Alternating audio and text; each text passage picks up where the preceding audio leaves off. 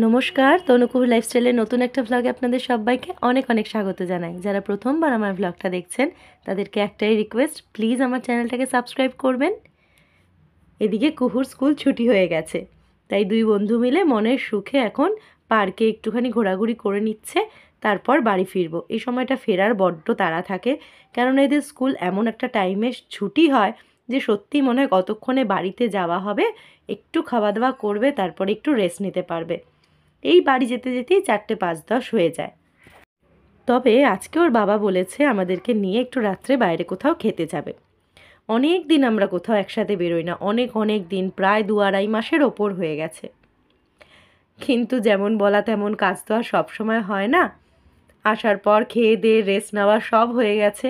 কুহুরও শরীরটা ঠিক নেই, আর ওর বাবারও ফিরতে বলল ম্যানেজ করতে পারবে না কোনোভাবে, ফিরতে অনেকটা রাত হয়ে যাবে। তাই আমি ভাবলাম যখন আশা করে রেখেই ছিলাম এরকম টেস্টি খাবার খাবো, তো সেটা কোনোভাবে আটকানো যাবে না। যাওয়াটা না হয় বন্ধ হলো, তাই আমি কোনোভাবে অর্ডার করে দিলাম জোম্যাটোতে সাংঘাই থেকে খাবার। ওখানের খাবার বেশ ভাল লাগে, আমি ওখান থেকে প্রায় সময় অর্ডার করি। দেখুন, রাত বাজে 10:30, এখনও তার দেখা সাক্ষাৎ নেই।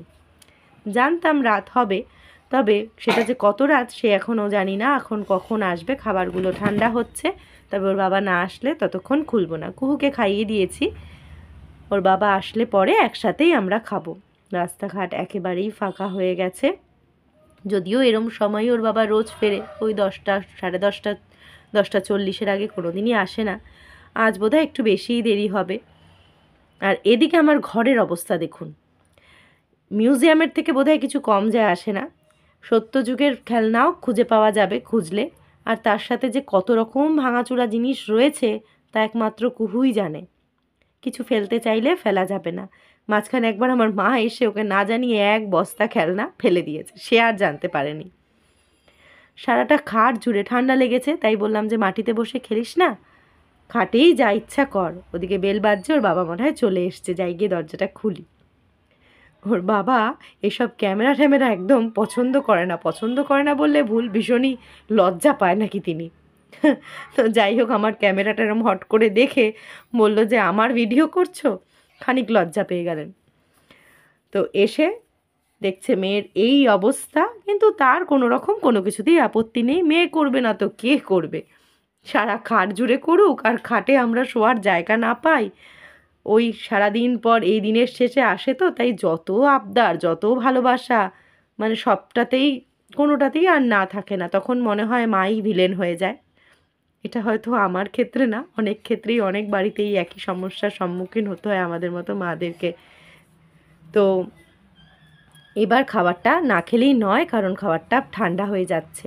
বেশ অনেকটা কোয়ান্টিটি দিয়েছে। অর্ডার করেছিলাম গার্লিক বার্ন্ট, না এগ গার্লিক বার্ন্ট রাইস। এই রাইসটা আগেও খেয়েছি, বেশ ভালো লাগে। আর নর্মাল চিলি চিকেন অর্ডার করেছিলাম। দুজনের জন্য খাবার নিয়ে নিয়েছি। কুহুকে বললাম চল বাবাকে দিয়ে দে খাবারটা। অধীর আগ্রহে বাবা বসে রয়েছে। কেমন বানিয়েছে?